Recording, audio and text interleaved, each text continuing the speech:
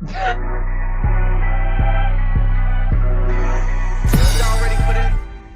from it. Let's run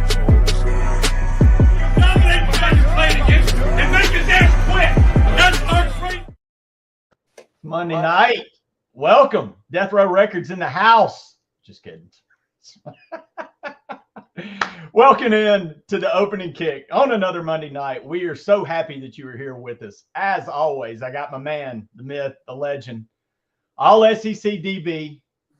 I'm gonna try to hit it all. We be taking too much time. CFL champion. Look, man, myth, legend, my man Gerald Smoke Dixon. How you doing on this Monday night? So I am doing Monday night good. Monday night good. Good deal. I'm your man, Daniel Pettey. We are so happy you're here with us. Hit that like and subscribe. If you're on Twitter X, come over, hit that like and subscribe. We have a fantastic show for you tonight. We're going to go all around the world. We got stuff to talk about. Saquon Barkley, is he resetting the market for running backs? My man Smoke, as always, has his thoughts on that topic. Is it time for more technology in sports? I believe me and Smoke might actually be pulling on the same rope with this one. No jersey numbers in North Carolina. Bill Belichick already starting to pump his chest. My boy Smoke he texted me. He's got some fiery thoughts on that one as well. And if you're not paying attention to the month, it's March. And one of the greatest spectacles in all of sports is upon us. That is March Madness. Me and Smoke going to talk a little hoops, what teams we think can make a run and cut down the final nets. But with that, like I said, we got an action-packed show for you tonight. Hit that like and subscribe. Give a little love to the people that keep the lights on here at the Bama Standard in the opening kick, and that is one Lambstone Company. RealRockStone.com. If you're dreaming of building that dream home and you've always wanted natural stone, well, look no further than Lambstone Company at RealRockStone.com. They have all of your stone needs. They're located in Anna, Alabama. They're one of the oldest, most trusted sources in the state. And tell them we sent you using the promo code the Bama Standard to receive 10% off your purchase of stone. Do not wait. That's a heck of a deal. If you're building that home, hey, if you're working out in the yard, want some, some walkways, a little bit of, surrounding for your flower gardens, check them out at realrockstone.com. Give them some love today. But with that said, like I said, hit that like and subscribe, and let's get this thing going. Oh, and we'll 20 second time here, Petty. I love the flag.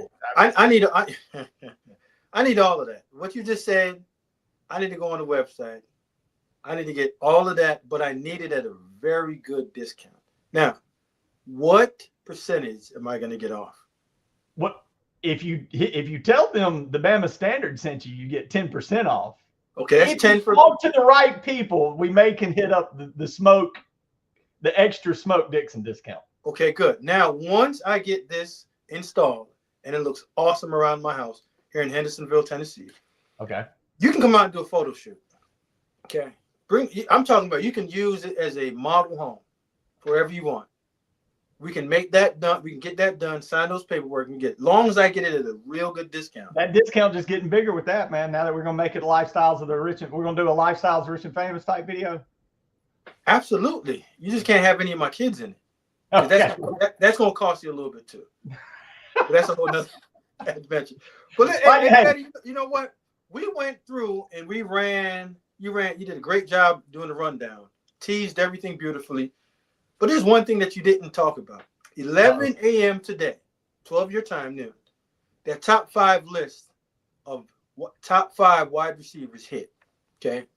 It was all over the place on X. X was down, X was up. Hey, that got nothing to do with it. We're still live on Bama Standard. You can still go to that YouTube channel, look that up, and just give us your thoughts throughout this conversation that we're going to have in our show, Opening Kick, and what you thought about my top 5 list, the best one, Petty's so-so list, Marvin's average list, and Justin, come on, man. But, hey, listen, they're all Bama players. None of them can't be wrong. Just one has to be the best.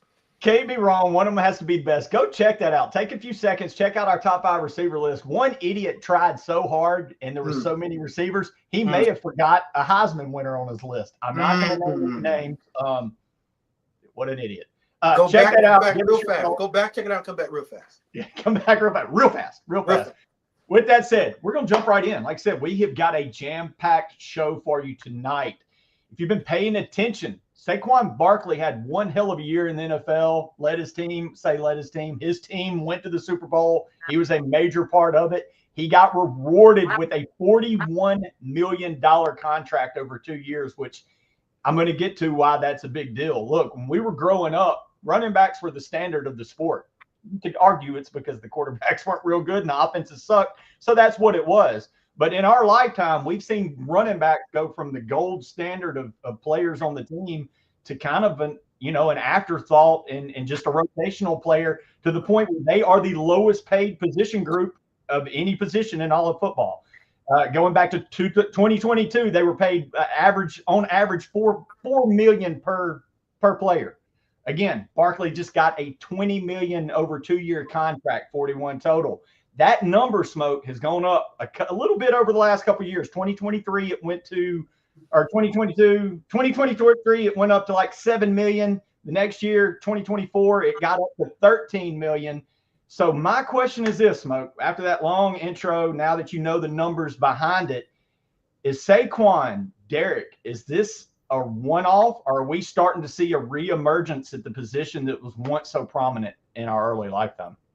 I don't think you're going to see a reemergence of the top-end guys getting those quarterback contracts, just because you got to look at the wear and tear of that position.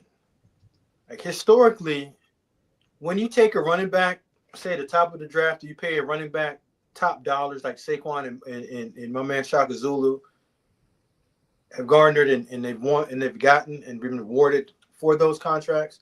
Like you're on a team that's saying you're on the cusp of winning a Super Bowl. You're not a bottom tier team that's trying to figure out how to win games. Because I think Daniel Jeremiah said this best the other day, and I agree with him 100%. There's no reason for you to pay a running back that much money when you aren't going to be using them to close out your season with a championship run, Super Bowl or bust. So if you're paying, let's say James Cook for Buffalo, I think he wants $15 million. Yeah, if I was a general manager, I would say absolutely not. Just because of what I believe this year's running back class looks like. But on top of that, I'm not going to get my best years in terms of me paying you right now. And I have Josh Allen that I can arguably say Josh made you that much better just because of the way that they have to defend him. Mm-hmm. So it's a balancing act that you have to play with the importance to your team and just the overall worth of that position. Because you can easily get 2 for 1 and call it a day. I would never pay one running back $20 million. I'd pay 2, 12 combined.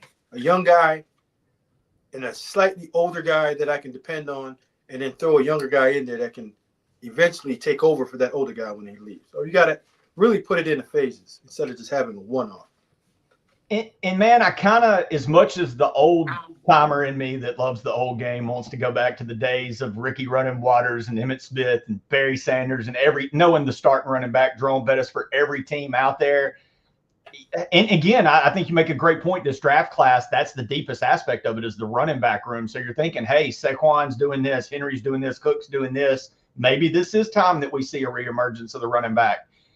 But I'm kind of with you, Smoke. I think this is a one-off. I don't really understand why they're paying Barkley. That's a lot of money to spend on a guy that you can go beef up your defensive line, beef up your offensive line, and probably get the production out of 2 guys. Because as great as Derrick Henry is, they're still taking him out on 3rd downs. They're not using him every down back. I mean, and I mean, with Saquon, the way that you look at it, with how he's done with that, a masterful job of operating that roster. He's paid all the important guys already. Like both the receivers are locked in, taken care of. Your 2 tackles are locked in and taken care of. Your quarterback is taken care of. On the defensive side, you have young players that their contract's not up yet, so you don't have to pay them. So you have that money. So you reward the right guy that helped you win that Super Bowl. So it's just a reward thing for Saquon. Value, yes, but it's also saying, you know what? You came in, you did the job for us, and you got us over the hump. Mm-hmm. Here goes your money that you willingly deserve. So when you see guys that are younger players on the roster they're going to play their butt off, understanding that when it's time for them to get paid, the general manager and ownership is going to reward you just because Howie's just setting the trend right now with Saquon and the rest of the guys that he paid. Yeah. I think you're right, Smoke. Again, it was a fabulous season by Saquon, and one that kind of harkened back to the days of the running backs we were used to in the 80s and mid 90s and all the way up into the early 2000s. But I think you're right, man. I think the game is still changed to a point where it's not going back to that old school ground and pound. It's just the offenses are too prolific. Again, made the point of Henry, you're still not using your best back on third down more times than not because you're going into a guy that you can utilize out of the backfield. So if it's that big old school back, you've only got him for 2 downs, and then you're switching it out. And historically, if you look at running backs, once they get into that year 5 and 6, where they kind of peak out, everything now goes south for them, just because of the wear and tear that they got on their body. So when you are going to pay these guys, you're paying them year 4, 5, and 6, but you're not going to get the best out of them in year 7 and 8. So you rather let somebody else deal with that, and somebody's going to say, well, let's hypothetically speak. Let's say this: Saquon almost had 2,000 yards, almost set the rushing record. Mm-hmm. Wonderful season. How we just paid him. There's a chance that Saquon can come back and fall off so hard that nobody remembers him. There's a chance, just because of the wear and tear, and he's suffered a couple of injuries. So you're banking on analytics saying, at this position, historically, these are the dog years. Leave it alone, and you have to rely on your medical and also analytics to tell you how to spend your money the right way. I think that ties beautifully into something we've kind of been talking about off and on the past 2 weeks, Smoke. A lot of times now in sports, somebody will do something almost like a unicorn. And then all of a sudden that becomes the standard, like, oh boy, that guy did that. That's now the standard instead of viewing it as a one-off or he's just kind of special. That's a special occasion. And I think that's what this is. I think Derrick Henry, I think Saquon, I think they're unicorns. Even the guys, as deep as this running back group is coming out of college, most of these guys are your dual threat, Alvin Kamara, Jamar Gibbs type that the NFL's looking for, so you can use them for those 3 downs. I do want to address something in the chat. We did get them going on the top 5 list. They were asking what some idiot left Smitty out. Yes. Look, to that idiot's defense, and I'm just thinking what he might have been thinking when doing his list. He may have dug so far into it that he missed something obvious. Because, look, when you get from like Saban 2016 down to when he left, there's like 3 receivers every year. They're all really damn good, and they're all a lot of like, I know one of them won the Heisman and was better than the rest. But to that idiot's defense, he was so far in the weeds, he didn't want to leave out the Tyrone Prothros of the world. And yes, after Julio, Amari, Ridley, the ones you go with, he might have left Smitty off. I'm getting a flag on you, man. That listen. You can't. There's anyone that leaves a Heisman trophy. There you go. At least you got that right. Anyone that leaves my man Smitty off of the list of top 5 receivers in Alabama history, we shouldn't allow you to come back in Bryant-Denny. And that elephant over your right shoulder, looking at the left shoulder on the screen. Yeah, take that down and go ahead and cheer for somebody else. I deserve all my cards. And knock it off. That's bad. Like the shame that I carried the rest of the day after thinking about that show, I said I really left Smith. Bury your face, man. I don't even know what the hell I was. It was bury your face. Ooh, I should. You're right. I should take it all down. Turn in the fan card. It's all done. I'm sorry, guys. But to my credit, Bama Nation, when you got so many damn studs, it's easy to forget. You made a mistake. Don't try to overcompensate your lack of judgment of receiver play into your list of just good. Listen, you still had 5 Bama players on it, so you're going to be fine. You just didn't have the 5 right Bama players. I was 4-4 with you, and then I had Prothro. Hey, man, listen, in your heart, you wanted Foe. And it's okay. I did. We know that 2nd and 26 is always blessed in ours. Yeah, that's right. I'm an idiot. Go ahead. No. Look, I'm gonna take my heat on this one. I deserve every bit of it. Like, y'all just wait for the last guy to come on, myself, and give you the list. That's a true list. Don't worry about the rest. How much NIL money does it get on your show? Not a lot, man. Yeah, we got to do this, and I apologize, fellas. I screwed that one up. Tomorrow we got to do it. If it is it tomorrow for their show? Yeah, tomorrow night. I think they go at 8 Central. Yeah. Is that right, Herb? Check me in. I'm locked in on that. Did you miss the last one, Smoke? Did you? Man, I didn't miss it. I screwed up and didn't, and I didn't get back with my guys. We're supposed to do it. That's 1,000% on me. Just for that, I don't need no pay, no nothing. I'm coming there from the beginning of the show until we hit the out button. I'm on all day.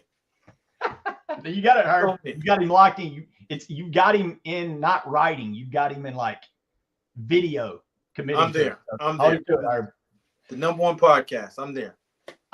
With that said, I think you make a good point. As much as we enjoyed the seasons by Saquon, as much as we love what our guy King Henry is doing in the NFL, I think it's more a unicorn than back to the days of yore.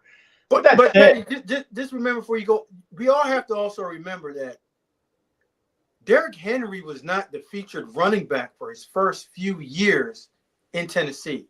So we're seeing the less tread that was used up early benefiting Shaka in the back end of his career. So let's just make sure that we keep that locked in. Urban Rod, listen, 8 p.m. Central, yes, we're on it. But even with that said, I mean, a lot of people thought that tread got used in college and in high school because they ran. I mean, he was just you got to remember now, like Shaka didn't jump on the scene that early at Bama either. And they had a tandem system. So he's been getting used the right way for majority of his career, and he's taken such good care of his body. Yeah, I guess you think of that 1 year, his final year, when Lane really did say, all right, you're getting the damn ball. But sensibly. So yeah, the final whistle, it's leaving the Bama Standard Network, but it's going to be on like a sister station. The umbrella is growing here at the Bama Standard, so it's still going to be in the family, but yes, it's going to be on its own channel under the namesake The Final Whistle. So please go there and like and subscribe, so when we pop up on that, you will catch us. Look, I may be wanting to go back in time with running backs, but one thing I'm not wanting to go back in time with, Smoke, is some of the dumb shit we do in sports still to this day that we could fix. Smoke, is it time, maybe just a little bit since we've been to the moon, in the 70s, to maybe update the technology? Well, I guess that's debatable. Update the technology that is in sports. Like, I don't know how much more time of my life I need to spend watching them decide, was that a first down or was that a touchdown? I've seen enough of umpires call balls 6 inches off the plate, 6 inches outside a ball in a key situation to make me want to lose my shit. And look, I get it. I've got some stats behind umpires, and I know all these old umpires are going to fight for their right or whatever, but we got some talks on that. And again, I don't know how many times I got to be watching a damn basketball game. And I'm sorry, I'm ADD. And when you take a point away and all of a sudden the score just magically changes out of nowhere, and then you say, oh, you remember that 3-pointer for 17 minutes ago? It was actually a 2. Well, if we kind of had a buzzer on the line, we wouldn't have to do all that shit. But that long, painful ramble, is it time that we change some shit in sports and add technology? The only thing I'm going to say to you, breathe a little bit there, Petty. You got all the oxygen out the room. But yeah, it's time. It's 2025. We've done enough, and we've missed on a lot of important calls. We've got to the point that we're trying to measure lines with a piece of paper like this, which is asinine.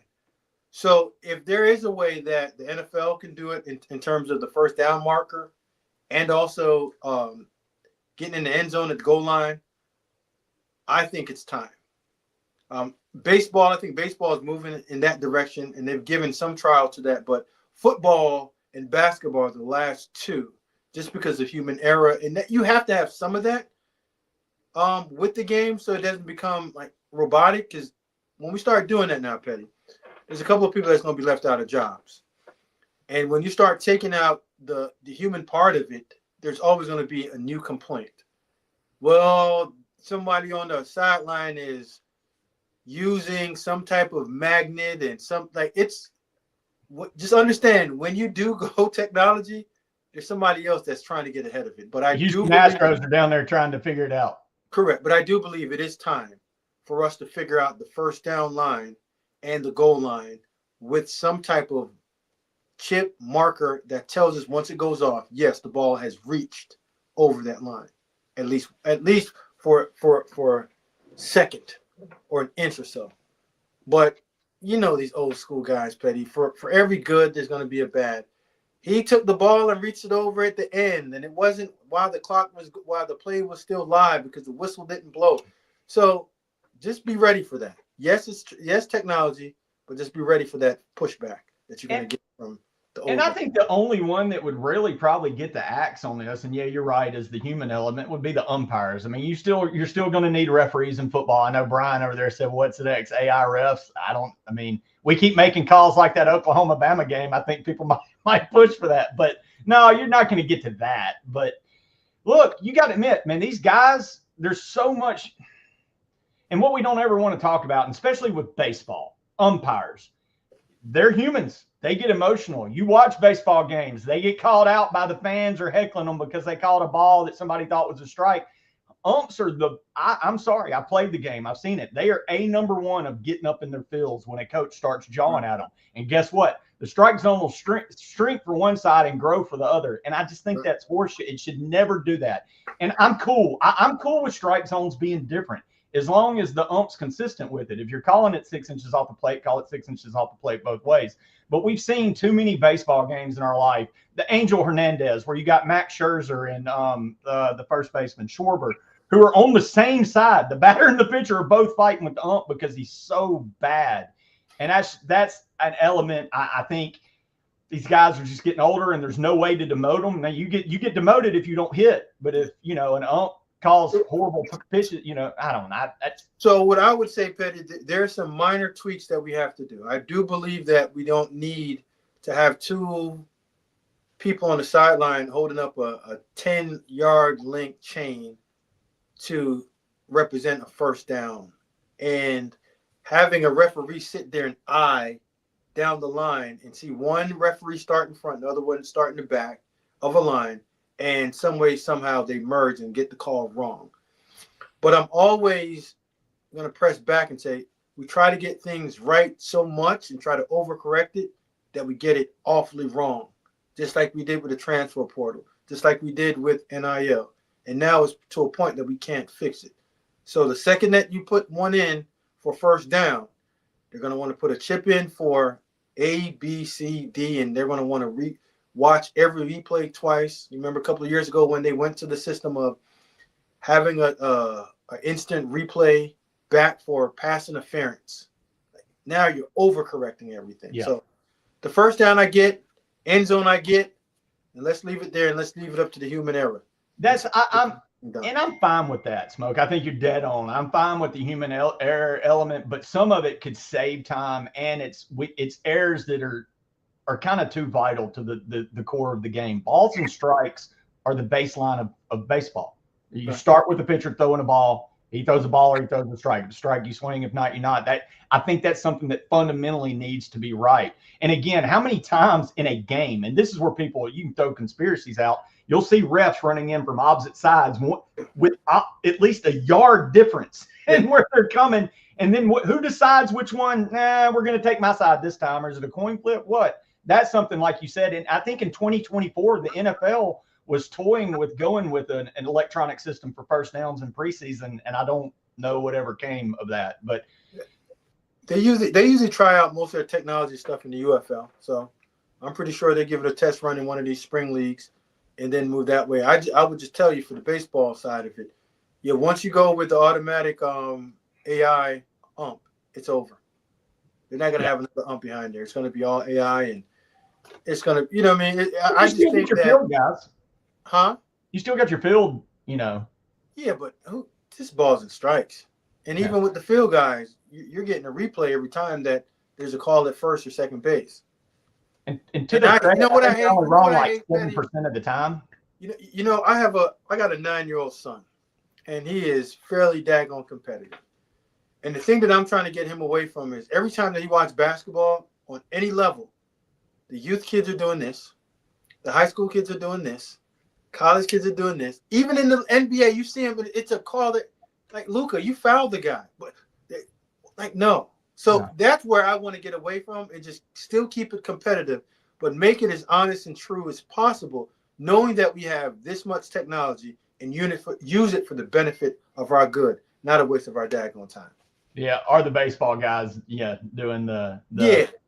No, I agree with you, and I think human error, human element. That's what kind of makes sports great. Is it's that human side of it. But we are to a point where I think there are some things that we can make a little bit better. Let me ask you this question before we get off of this, Smoke.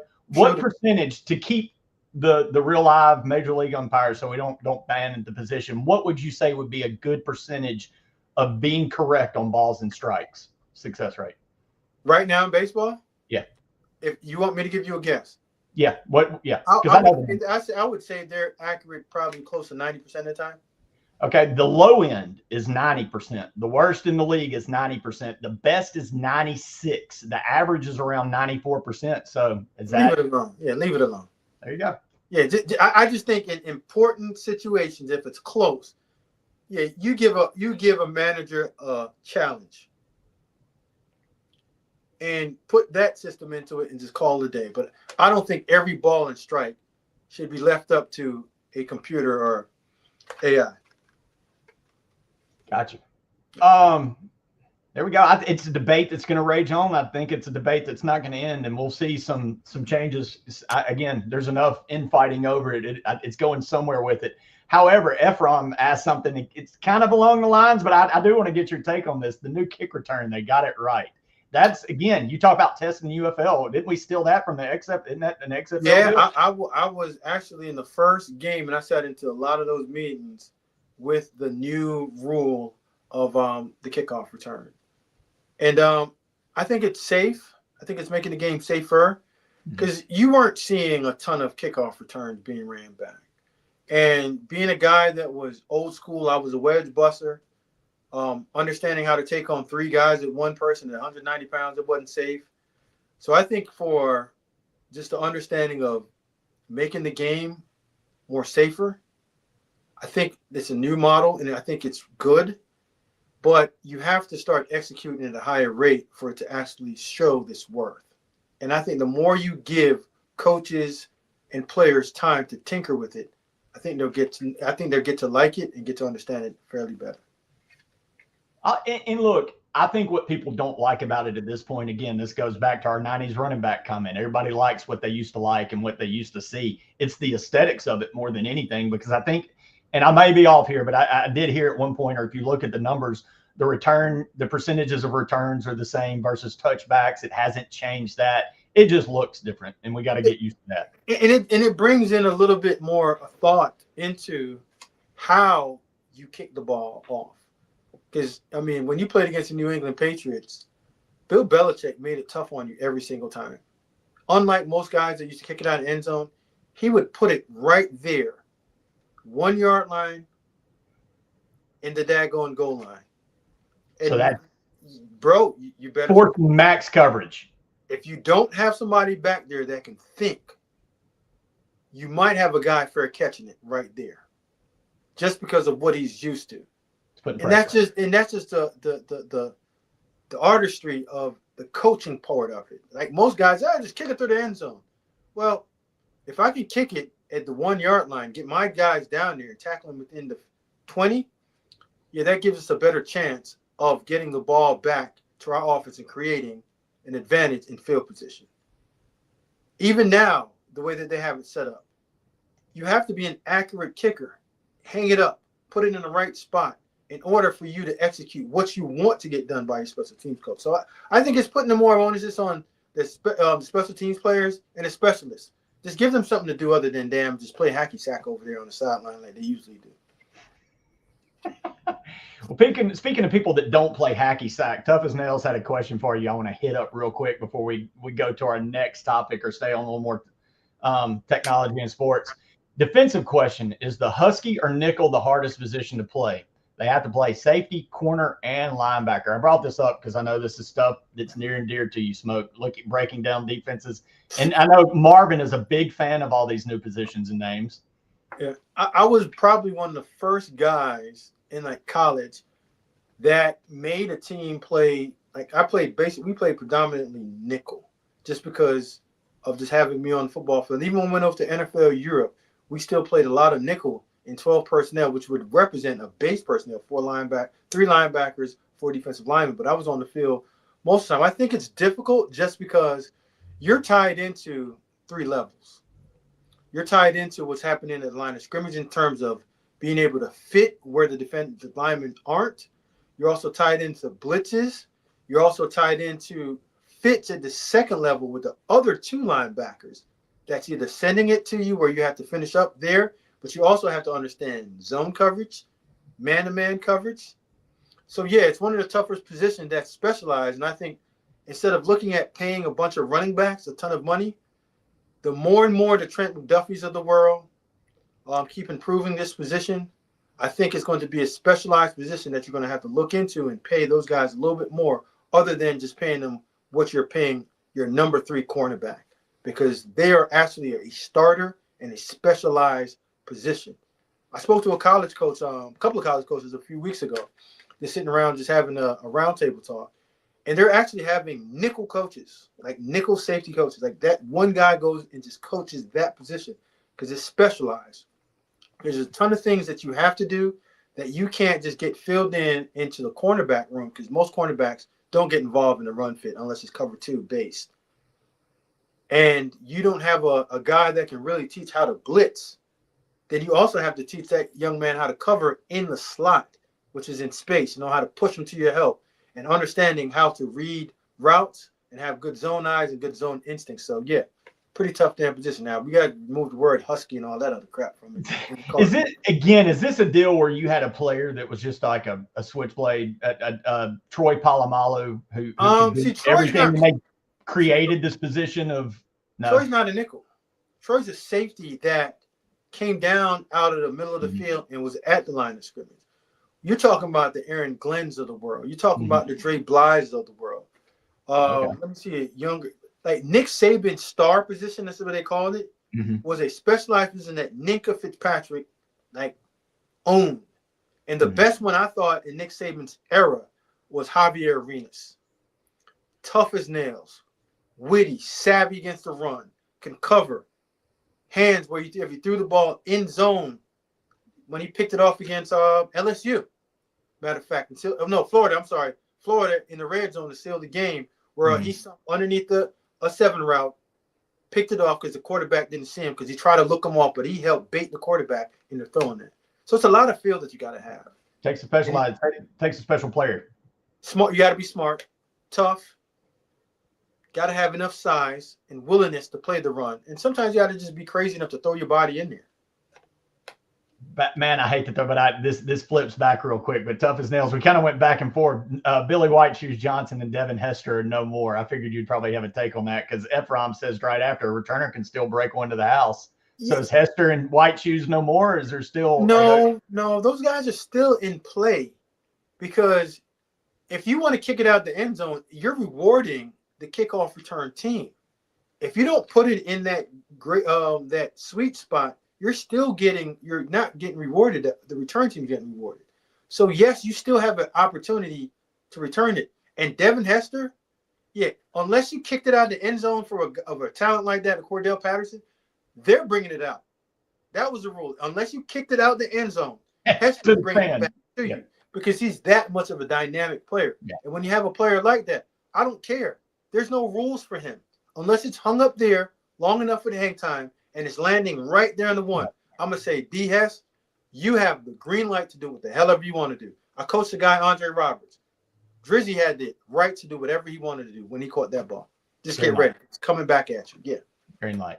Yep. Well, before we get to our next topic, that was a great seg. You mentioned Bill Belichick. I'm glad you did that on the kickoffs. He would make you think. Well, he's also making headlines now in his new college position. But before we get to Bill Belichick, we got to give a little love to one of the other sponsors that give so much love here at the Bama Standard. And I'm in practice mode. Look down first.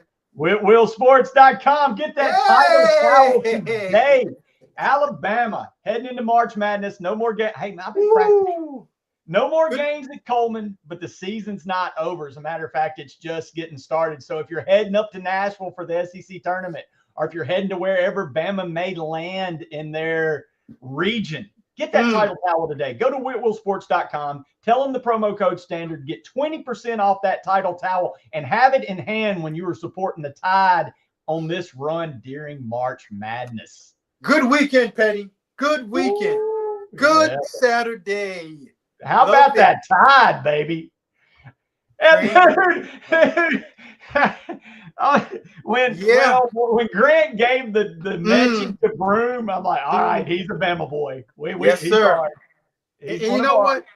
One Smoke Dixon might be in the house up here in Nashville to watch our Bama boys play a little bit of hoops. I'll be there. My young Trey and I, Pops, we will be in the house. You're going to be there for the okay. Man, what you mean? Listen, there's not a lot of activity in Nashville that Smoke don't show up to. Bridgestone's a great arena, great venue for basketball. That's going to be a good time, man. It's going to be an exciting event. Dude, that game was awesome. I'll be honest.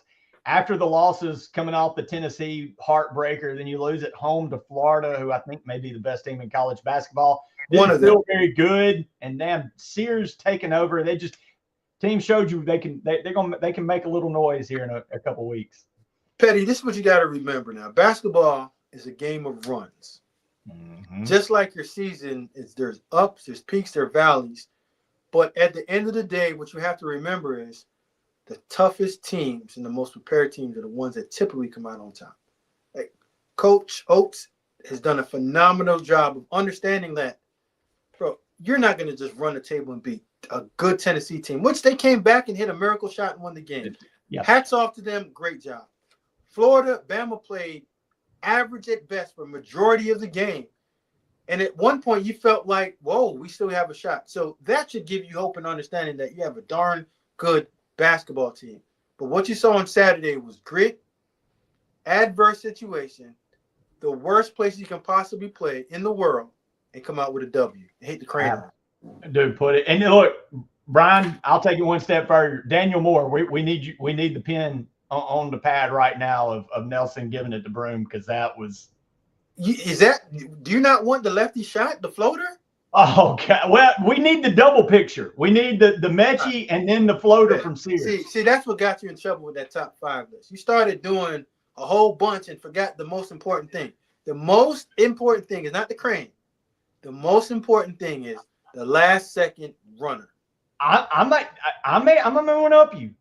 Filin's hands and bopping that ball away to extend the lead was a huge play at a huge moment where Auburn, I think, could have taken the lead and maybe turned it, because at that point it put the numbers in our favor, where as long as we made free throws, and again, they tied it, hit that crazy 3, and Sears had to make the play. But that put the numbers game on our side when Filine, look, there was a lot of great plays. I think it just no doubt about it. But you can't see again. You're having this big collage again. I want a collage. Nah, it's one image that we're going to remember.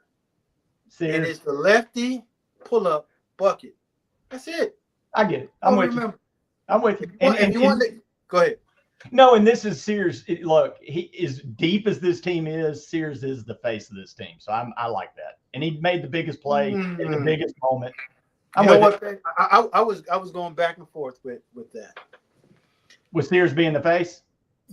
Yeah, I don't even think he's the most important player.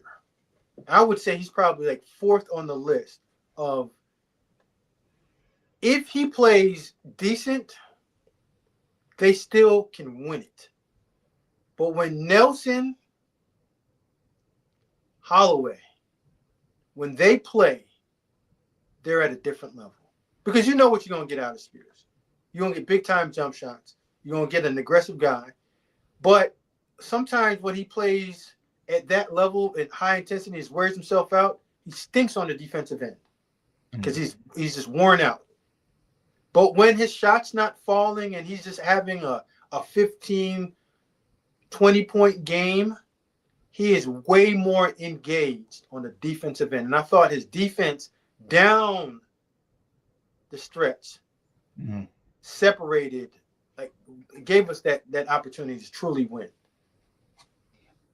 I'm going to reverse course, Justin. I think this is way too good of a segue into our last topic, which is the March Madness. We've got a topic on Belichick and what he's doing at North Carolina. We're still going to get to that, but we're going to flip that up because we're already talking about Bama and what they did Saturday, what I think they proved. And you brought up Tennessee. Bama led that game for 39 and a half minutes. Again, that was a bad matchup for Alabama, and the fact that Tennessee plays a physical game, which has given Bama trouble in the last couple of years and this year, where their guards really have proven at the time they don't like that physical. And that was a game they led for 39 and a half minutes, and it was just 2 rough possessions at the end that cost that. To me, that was more, again, of a sign that this team can win deep in March. Right. And I guess that's my question. In a year where it looks like it's the SEC's to lose, I think Duke and maybe Houston, but I'm still wary on Houston. They played 2 SEC teams, Bama and Auburn, and lost. I think Duke, again, Cooper Flagg's one of the best players in college basketball. They've been playing pretty good. But outside of that, Smoke, I think it's a handful of SEC teams that have got the say-so and who's going to win it all in March Madness. Do you agree? Yeah. Well, first of all, just drop a disclaimer. We have never seen college basketball play at this high level in one conference ever in NCAA history. I don't care what old timer tells me about the Big East. I'm a part of the Big East. Now, I've got a stat. About that. Go ahead, run it for me. The SEC's played 43 quad 3 games. They've lost 1 out of 43. The ACC has lost 38 quad 3 games. So I'm going to leave that go. So what you're – And the ACC that I'm talking about is the early 2000s when you had North Carolina, Duke, Maryland was on the cusp of doing Wake Forest, Georgia Tech. But then that's kind of where you stopped. And it was like, okay, then everybody else. But you run through this SEC, you might have 6 teams that you can walk away with and feel pretty comfortable saying that if they brought home the national championship, you wouldn't be shocked. And I don't know if we're ever going to see this gauntlet that you have to go through for a season. Like, if Vanderbilt played in the ACC, where would they finish? Just think about that. Top 3. Right. Missouri's a heck of a basketball team. Oh, my God. They're really good. Everyone would say, oh, what is Coach Cal? Like, Coach Cal team's playing the best basketball right now, which is the time that counts. So, don't be shocked when you look up Sunday and see Arkansas in that final game. I wouldn't be shocked. No, and that's how good this league is. Well, you talk about South Carolina. They've got the kid that's or Georgia. Asa Newell's going to be a top 15 draft pick. Texas, the highest draft pick out of all is that freshman or the lottery kid, the Johnson. But then you look at Florida with Clayton or they're so damn big. Tennessee, Johnny Broome, I hate. I can't stand Auburn. That son of a bitch is unstoppable. A dude that can shoot the 3 like that and then can work the low post and the moves he has is you have nothing for it. So what we need to do, Petty, we need to put some respect on Coach Pearl's name. Oh, absolutely. Like, he is one of the better coaches in the world. Yep. Like, that team is an older team that understands how to play tough, physical, disciplined basketball. You make a mistake on the defensive end, that's your tail. They play unselfish basketball, and every one of those guys understand how to play within their position and what they need to do every single time down there. And they understand it, and nobody complains about it. No. Well, Coach, what people don't understand about the best players coach, a best players coach lets you know that he loves you first to a point that he can then cuss your ass up and down that court. And Pearl is the perfect mix of that. You see him working it. Now, you better put respect on Pearl's name. F around and find out. But getting back to that Florida team is watching against Bama. Every team has a kryptonite.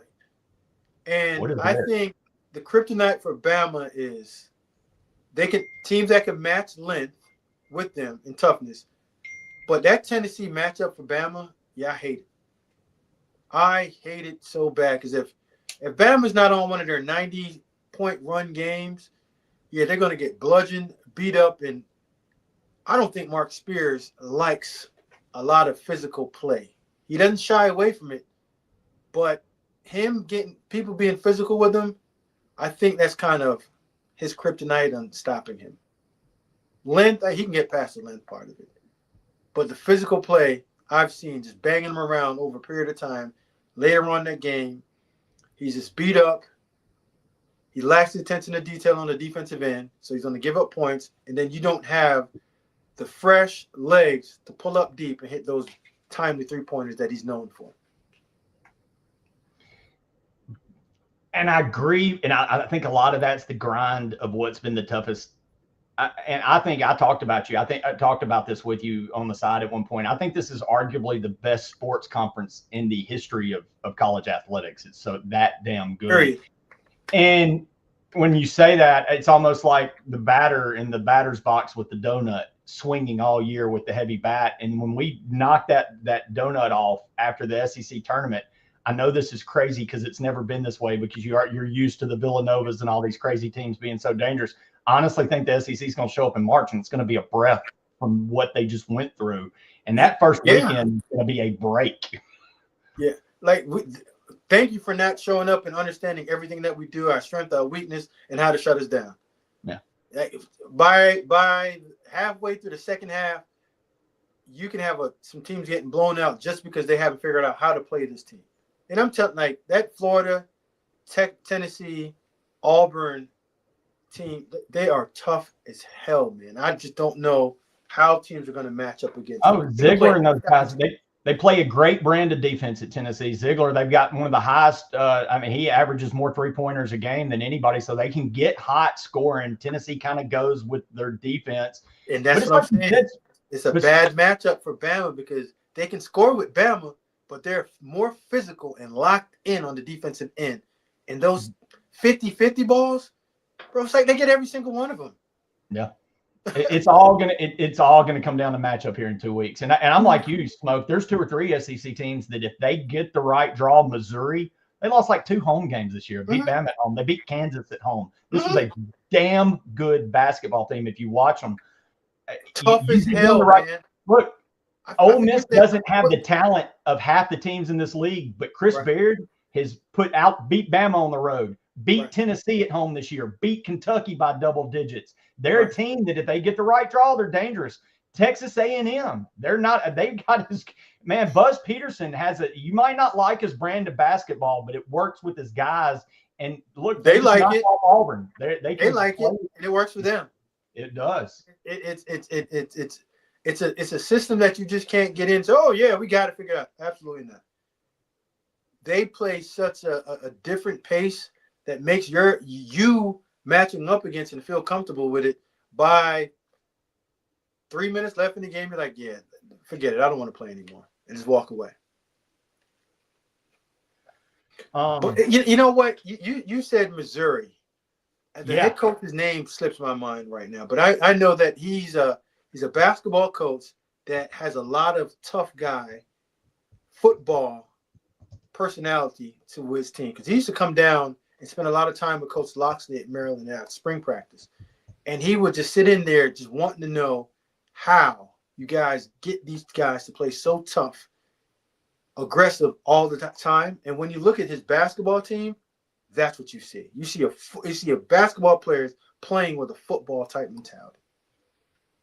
That's right. And that's why I kind of take some solace in what I saw at the end of the year and the beginning, because you're looking at one of the 1 seeds being Houston, and that they play a football brand of basketball. And Bama was able to beat them earlier in the year. You were able to do it at Tennessee, but I don't know, man. I've got it in my mind, and I may be proven wrong because, again, the big dance will humble your ass in a heartbeat. But I think this is again, give Bama the right draw, give us last year's draw, and this team has proven now they can get to the Final Four and they can beat anybody. Because I'll be honest, for most of the year, Auburn has been the best team in college basketball. And we just went down there and beat their ass in their home stadium. And trust me, that wasn't a fluke. Auburn wanted it. That was senior day. I know you're grinning.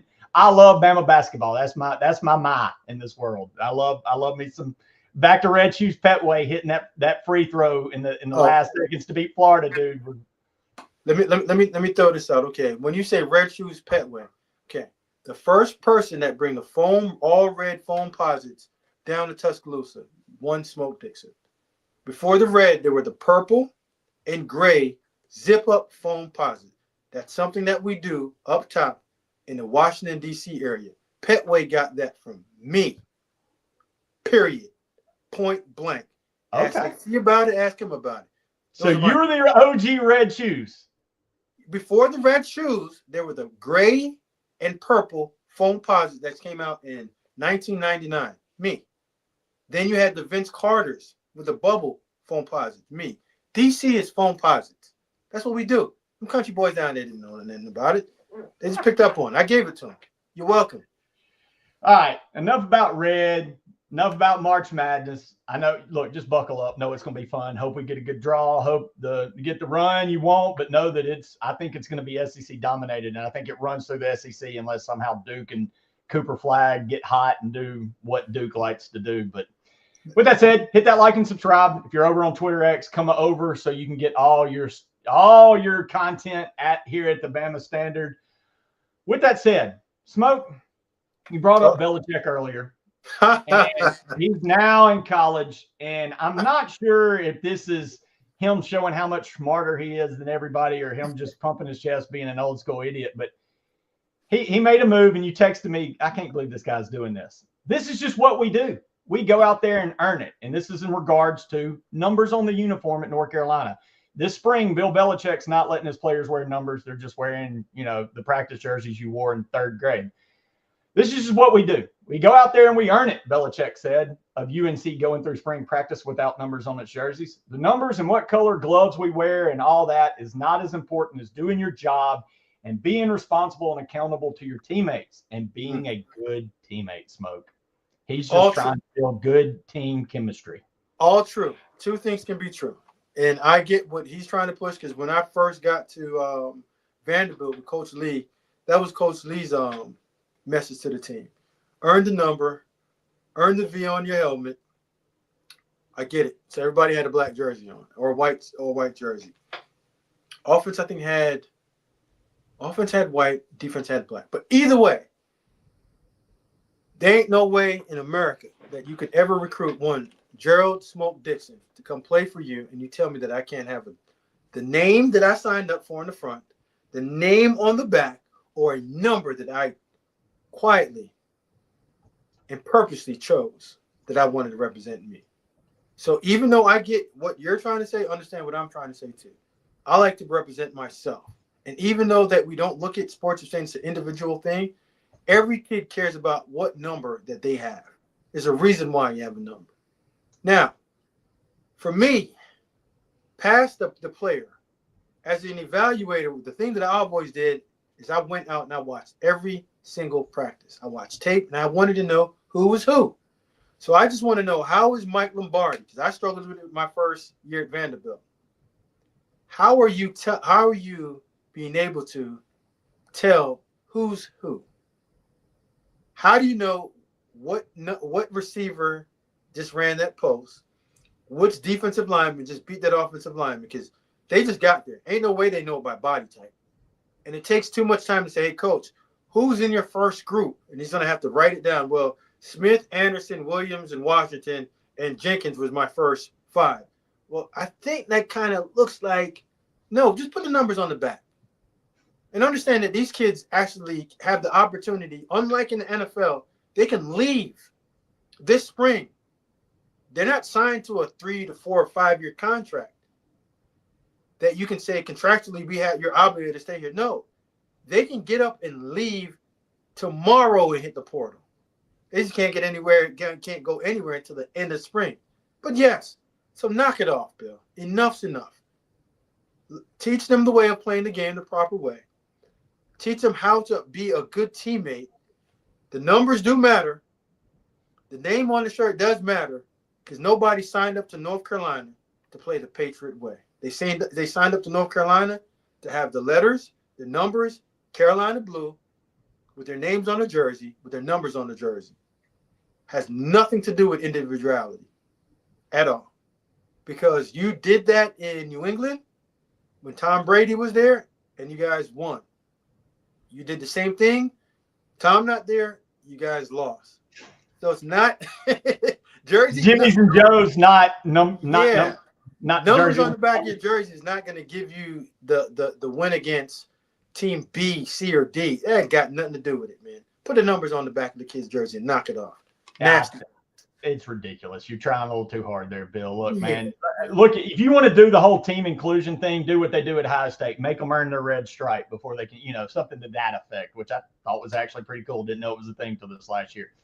that you can. Hey, I got to earn my stripe on my. I got to earn that. I got to earn that. Earning your numbers is dumb as hell. And again, it makes you a dumber coach because you, like you said, that we had our names taped on our helmet not because it was cool when we didn't have them on the back, and so our coach knew who the hell we were. Bill Belichick don't know those 85 dudes. I promise you that. And even if you have your name on the front of your helmet, it's just it's you're not thinking about your personnel department having to evaluate that tape, because as a coach on the field, you can make simple notes of saying, oh yes, Anderson, Johnson. Yeah, when I'm watching the tape and I have to watch one-on-ones, receiver versus DB, one-on-one, O-line versus D-line, yeah, I can't be in two places at once. So at some point, I might watch the one-on-one O-line versus D-line, but I have to understand who just ran that route and who covered him, and who's the quarterback that's throwing it, and who's this running back that he might just be a walk-on, but, man, he's having good flashes. Who is he? I don't know. Well, if you gave me a number, Coach, I could actually go through the roster and figure out who that guy is. So he's just making life hard on everybody. Just to be tough. Knock it off. Old school. We're going to do it old school way. Concept I get, like I said, team building, understand the importance of we over me, I get it. But there's better ways and other ways of doing that to show the importance of being a good teammate. It's not taking the jersey number off and having a whole bunch of colors run around there, and I don't know who the heck I'm looking at. Bro, I'm telling you, I wouldn't evaluate the film. I'll just say, hey, listen, you guys just tell me who's doing well. And that just because you were always great doesn't mean it's gonna. I'm interested to see how this. Like these are new kids, Bill. We'll see how this works, buddy. It can work, but you got to remove the Patriot way away from Chapel Hill, North Carolina, because I'm going to say it again. These kids don't know who you are. The parents and the coaches do. But you're not selling yourself to the parents and the coaches. You have to make sure that the players are invested in you. So when it comes to that 11th hour and they say, you know what, I want to go school A, B, or C, they're going to say, you know what, I'm going to do this because I want to stay here and play for you. But right now, I don't even have a jersey. Bro, I'm out. There you go. I'm out. I can't put this on my social media. Nobody. I mean, come on, man. That's terrible. Knock it off. Well, the hell with the Patriot way. The opening kick way is we end the show with question and answers from our beautiful, wonderful fans. Let's get to it. With that, getting straight to tough as nails, Smoke. This is just a comment, just telling you, Smoke, I thought your list was 100, not blowing smoke. It was good. It was mine with Smitty on it, so it was perfect minus my dumbass. So I agree with you. Tough as nails, Smoke nailed it. Listen, it cannot be like yours, but it's not. It is not like. Put one blade of dirt in the water. You can't leave the Heisman Trophy off. I know, what an idiot. Efron, Smoke. Does running back have more responsibility than wide receiver? Yeah, because I mean, you're anytime that you're closer to the money man, the quarterback, you have more responsibility. Blocking, because you have to blitz pickup is ultra important, because if you don't pick that free hitter up, free rusher, the ball don't get out to that receiver. So yes, but that don't mean that I'm going to pay a running back more than the receiver. One makes sure plays these days. I know that's what you're trying to get to. Now, receiver still gets paid more. Tough as nails. Is our Darius Stewart in the top 20 of what receivers of Alabama all time? I haven't thought about it, but just because I just like how tough that he is. I can't put him in. I got to think about that. We'd have to think. There's a lot, man. That like I said, some idiot left off Smitty out the top 5 because there's so many damn good ones. Yeah, I can go into a list of guys before I get to Derrick, and I thought that he was one of the most toughest. He was good, physical, no nonsense SOBs that ever played at Bama's history. Like if he wanted to be a NFL safety, absolutely great play. Like when we did his character check, he had some stuff in there. That's why he probably didn't go as high as he was supposed to, but. He was that dude that carried that stick with him. So and he was a tough guy on that team. And if you wanted it, he gave it to you. So if I had to pick a team, I said I had to go fight somebody in an alley. Yeah, he's definitely in my top 20, top 5 guys. Nice. No, he's a problem, man. Love my Bama boy, but I can't say he's in the top 2. Well, it goes into the fun thing about this. There's so many great ones. It makes it such a great debate. Callum Shaw, Colston Loveland as a Kelsey replacement. Boy, how's that a left field? I like it though. Talent-wise, very good tight end. Second on my list in terms of tight ends in this draft behind Tyler Warren. Replacement for Kelsey. I don't think you're ever going to replace maybe the best receiving tight end of all time. And he's in that conversation. But I can Julio kid at Miami too. He ain't in the conversation with Colston though. There you go. Xavier Baker, love this question, and a great one to end the show on, especially from a guy that does the scouting and all that good stuff. Mr. Baker, hey, Smoke, I'm 18 and I'm going to Oregon coaching clinic. Any words of advice? Yeah, real simple. There's a few things that I've always tell anybody that's going to a clinic or a symposium or just a conference. Make sure that you have a game plan on what you want to get executed. If you say, and I would say select an area in your coaching field right now that you want to get better at, a weakness that you have. So if it's teaching, like sit down with a coach on the Oregon staff and say, you know what, I'm having an issue of getting these points across, and take that note with you. Make sure that you're making an impact on the person that recruits your area. So now you can build that relationship with them. And third, and not last out of all of them, no one's interested in what you know. Get there and understand that you know nothing and be a sponge. You paid all that great money, gather all the information that you possibly can, and ask them if you can come back and work their high school camp once you get done with this coaching clinic. Good stuff. Great advice, Smoke. Man, I thought that was a great question. Xavier, I hope that answered it. I hope it gave you some good advice. Take it. Smoke knows his shit when it comes to that. But with that said, we got an awesome week coming up here on the Bama Standard. It is not over just because this show is. We wanted you to follow us, of course, but tomorrow night, come back. Smoke, me, will be back with the main man, Justin Riley. Bo Scarver going to be back on the show. Of course, Marvin always going to be there raising hell. The comedian, Steve Brown, but the man who may be answering to our top 5 receiver list. He may have been on one of our lists or two. Wasn't on mine. DJ Hall, double deuce coming in tomorrow night. Like I said, Bo Scarver back. Check us out tomorrow night. Also, go to the Final Whistle to hit that like and subscribe so you get us over on that other channel tomorrow night.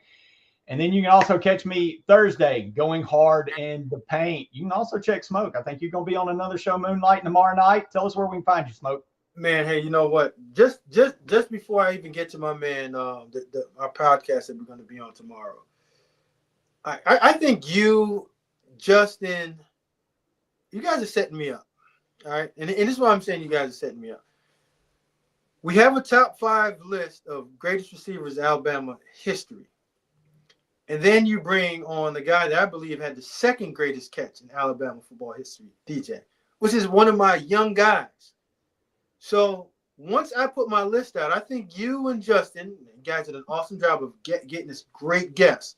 But I think you guys just want to poke at me a little bit, trying to sway my vote and trying to get DJ on my list. But again, I can't be moved. I'm not going to be moved at all. I'm going to stick on what what my list said. Yeah, I'm not moving because I think you guys are trying to set me up. And I feel it. I feel it. But tomorrow when I see my brother, DJ, we're going to have a good conversation. He's going to understand why he didn't make the smoke list. Because this list, man, listen. Woo, man. Fire. Man, check out that. With that said, check out the list. Go to our network. Check out that top 5 list so you can come in with the knowledge tomorrow when DJ is breaking down the Smoke why he should be on Smoke's list. Herb and Raj podcast tomorrow. I'll be on there 8 Central, live and direct. I'm talking about when they hit that button that says go, before they even get to good, I'm on it. I'm ready to go. Whatever y'all got, I'm bringing that heat to y'all too. So please come check that out too. Check us out. Julio, is it number 1? Hi, you want to find out? Go see it. No. Why would we have Julio number 1? Julio number 1? Julio who? Julio's the greatest receiver in football history at any level. So if he's not number 1 on my list, beat me up. Jonesy, number 1. Me and Julio down by the schoolyard. Man, you don't want none of that with Jonesy. Oh, no, I do not. Do not. But what I do want is more Bama standard. So hit that like and subscribe. Stay with us all week for this great content. Go check out all the awesome videos that dropped this week. We have one Saturday with me, Justin, Marvin, Smoke, Stephen Smith, bringing the heat. All kind of great content. Again, we appreciate you. We love you. See you next time. Peace.